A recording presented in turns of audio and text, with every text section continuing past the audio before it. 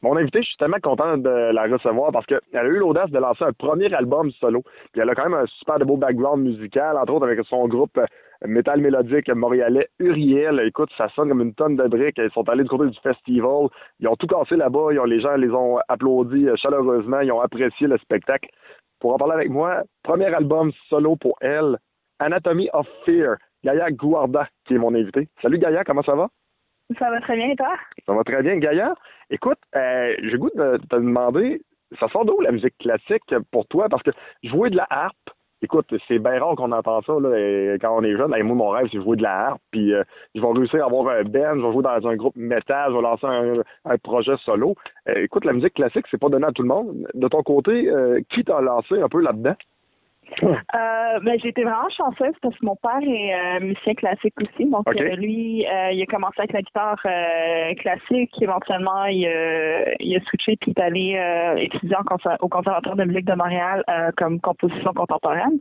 Donc, tu sais, depuis que je suis toute petite, je baigne là-dedans. La première fois que j'ai écouté la musique pop ou la musique de la radio, j'avais genre comme 13 ou 14 ans. Fait que c'était comme vraiment tard.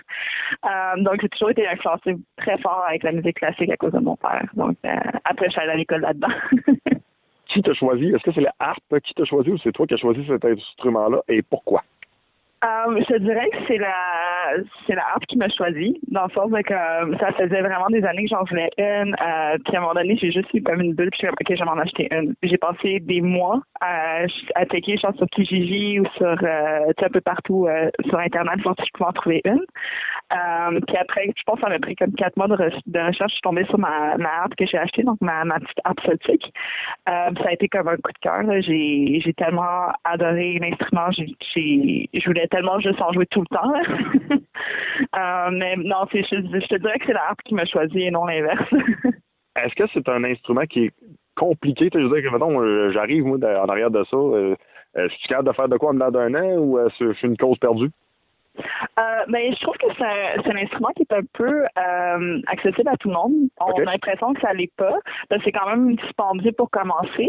Mais tu sais, comparé, mettons, si tu joues du piano, c'est plus facile de faire des fausses notes. La harpe, une fois qu'elle est accordée, si tu joues pas avec la tonalité de comment t'as tout, dans le fond, c'est quand même facile à jouer. Fait que je trouve je peux te dire, j'ai fait mon premier concert avec la harpe, ça faisait à peine un mois que je jouais. OK. C'était pas écœurant, mais c'était quand même assez pour ce que je faisais. Mais c'est un instrument que tu quand même, t'as plusieurs niveaux aussi, t'as tes harpes celtiques sans levier.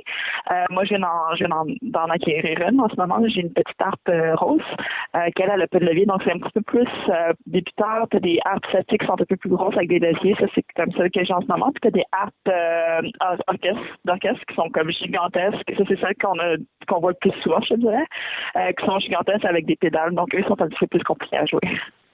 Bon, là, pour bien du monde comme moi, avant, qui s'intéresse un peu au métal mélodique et symphonique, on pensait que la seule chose qui existait dans le métal symphonique, c'était l'orchestre symphonique puis Metallica. On pensait à peu près que c'était rien que ça. Là. Mais écoute, à un moment donné, on explore, on apprend, puis on apprend à connaître différentes sortes de musique métal.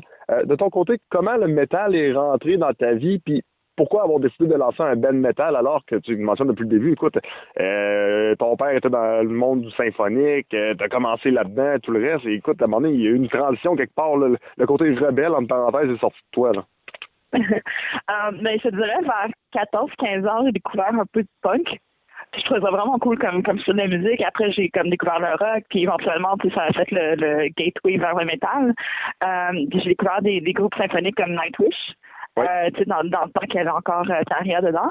Je trouvais ça wow, c'est comme vraiment impressionnant d'entendre une chanteuse classique avec toute la musique, avec la musique symphonique. Donc moi, c'est quelque chose qui m'a comme vraiment attirée.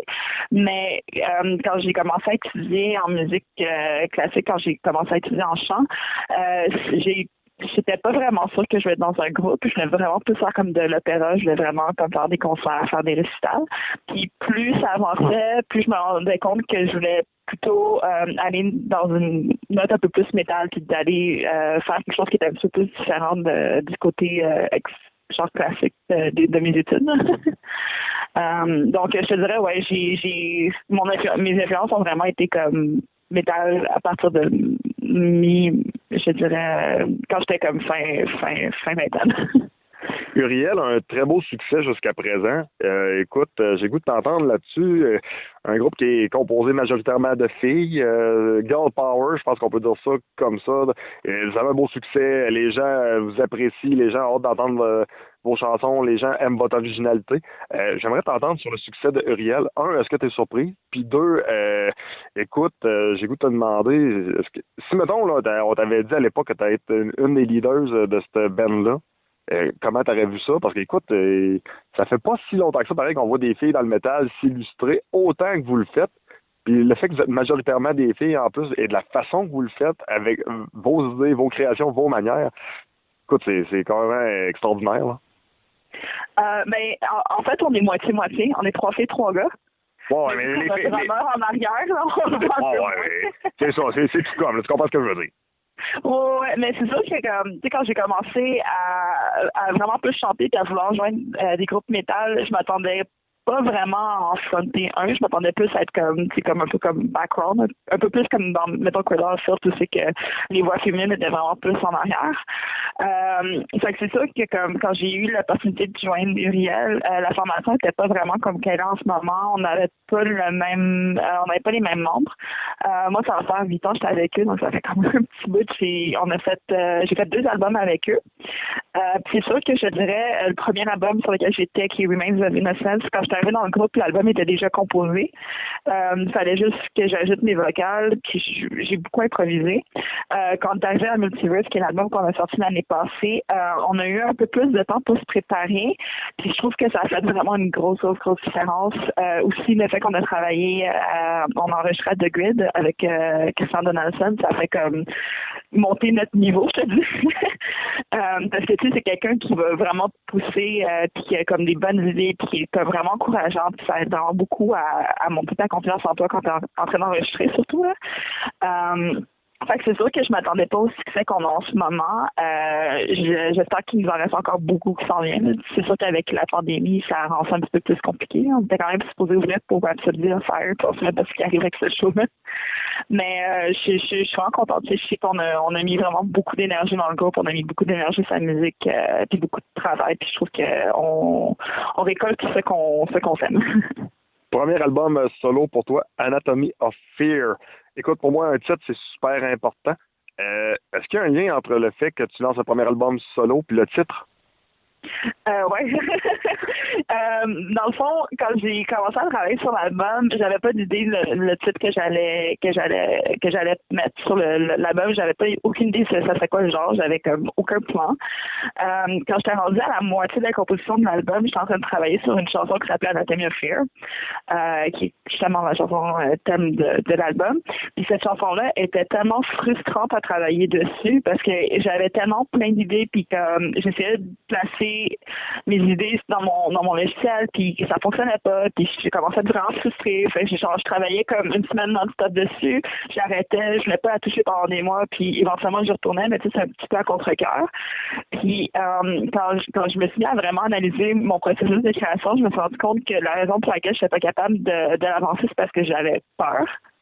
On dirait que cette chanson-là me faisait peur en tant que tel.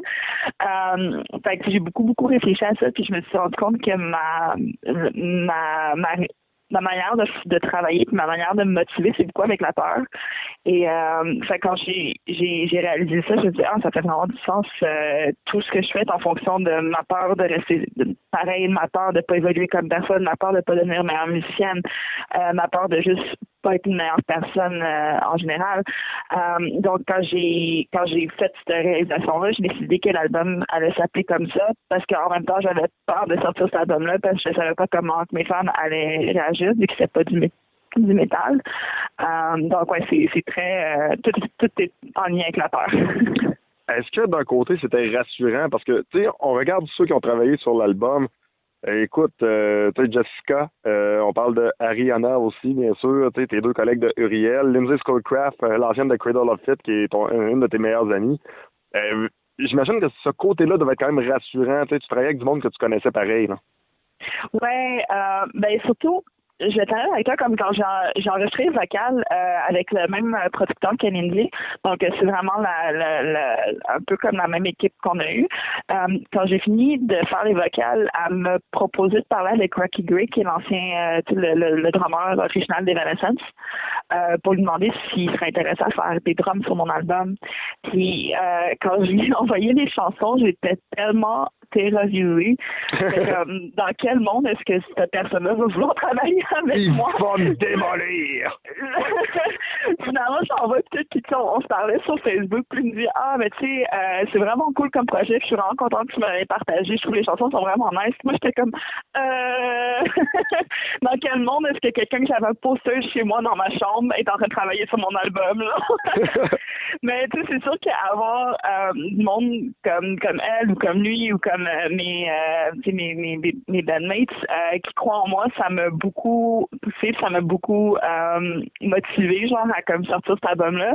Mais tu sais, j'avais quand même peur parce que même si moi j'aime l'album, même si genre le monde qui a travaillé dessus aime l'album, tu sais pas comment le monde va le recevoir. Surtout que tu sais, c'est tellement loin du réel. En même temps, tu sais, il y a quand même ma touche, mais c'est vraiment loin. La réception jusqu'à présent, parce que là, écoute, on parle du fait que tu as eu peur de lancer cet album-là, que finalement, excusez le terme, là, mais tu as mis tes couilles sur la table, on va dire ça de même, puis tu as décidé de le faire pareil. Je pense que la réception est bonne. Écoute, moi, personnellement, j'ai vraiment apprécié le produit, mais je pense aussi que autant on dit les fans que la critique en général, là, je parle ici des membres des médias, je pense que tout le monde est un peu unanime. C'est parfait. J'ai été vraiment surprise, puis genre vraiment agréablement surprise. Je pense que dans toutes les critiques que j'ai eues, j'en ai une que la personne était déçue que ça soit pas du métal. Mais c'est comme regarde, comme c'est pas de ma faute si t'as pas fait tes recherches. Mais non, pour vrai, j'ai trouvé ça cool parce que tu sais, quand tu fais juste du métal, tu finis par juste parler de métal avec tes fans et avec le monde autour de toi. Sauf que la réalité, c'est que la plupart du monde, ils écoutent plein d'autres affaires. Surtout les metalheads, je trouve qu'ils sont vraiment ouverts à d'autres styles. Puis on dirait que je ne réalisais pas à quel point l'électronique puis le métal sont vraiment très liés. Parce que j'ai vraiment beaucoup de monde que j'ai découvert que, cette personne-là que je parle depuis 10 ans, j'ai découvert que ce fan-là adore la musique électronique aussi. J'avais aucune idée parce qu'on n'en a jamais vraiment parlé des autres influences en dehors du métal. Fait que j'ai eu agréablement surprise, puis je trouve ça vraiment cool de comme pouvoir sortir quelque chose qui est une autre facette de mes inspirations puis de ma musique en tant que telle, puis de voir à quel point le monde sont prêts à écouter quelque chose de différent. Bon, la prochaine question, si tu devais choisir seulement une pièce de cet album-là, la plus personnelle, celle qui te raconte, tu sais, mettons, quelqu'un qui te connaît pas, qui t'a jamais entendu, qui te connaît pas en tant que personne, puis tu voudrais te décrire en tant que personne avec seulement une chanson de cet album-là, ce serait laquelle? J'irais avec ma préférée, qui est Drowning in Fear. Encore une fois, la thématique de peur. C'est une chanson qui est comme vraiment élevée, surtout dans la partie, c'est celle qui close l'album. Ça a été la chanson que j'ai le plus aimé travailler dessus. Que je trouve que les influences celtiques sont vraiment beaucoup. Les paroles sont vraiment très personnelles aussi, même si influencées par la mythologie grecque. Même à ça, les paroles sont vraiment très, très, très personnelles. Donc, ça serait celle-là que je choisirais si ce serait la première chanson qui écouterait de mon sac. Question maintenant où je suis très curieux de connaître la réponse. Bon, on a parlé tantôt de Lindsay Schoolcraft, c'est une de tes très bonnes amies. Je pense que vous avez un respect mutuel. Je pense que votre travail se ressemble un petit peu quand même. Est-ce qu'un duo, un album en duo de vous deux, c'est quelque chose de possible un jour? En fait, on a fait une chanson en duo. Pour quand j'ai fait j'ai fait une socio-financement pour cet album-là, et on a fait une chanson duo, puis c'était vraiment le fun, c'était très très différent de ce que normalement elle a fait, mais sa voix était juste en fait pour la chanson, puis ses vocales étaient vraiment bonnes. C'est sûr que je sais que c'est quelqu'un qui est extrêmement occupé, elle est tout en train de travailler sur des projets, elle fait tout le temps des guests avec d'autres artistes, tout. C'est sûr que moi ça serait quelque chose que je serais très ouverte à faire avec elle. C'est quelqu'un d'extrêmement professionnel, puis c'est quelqu'un qui est très... Elle a une manière de comme... Quand elle te parle, elle te fait croire vraiment que tu es capable de faire n'importe quoi. C'est tellement quelqu'un de motivant. Moi, je serais vraiment ouverte à faire plus de chansons avec elle. C'est une de mes grosses inspirations, je te dirais.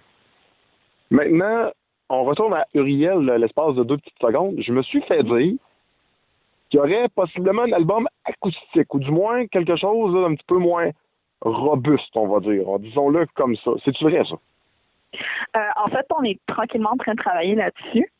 C'est une des raisons pour laquelle je me suis procuré une deuxième harpe parce que ma harpe celtique est un petit peu trop grosse à déplacer pour les shows.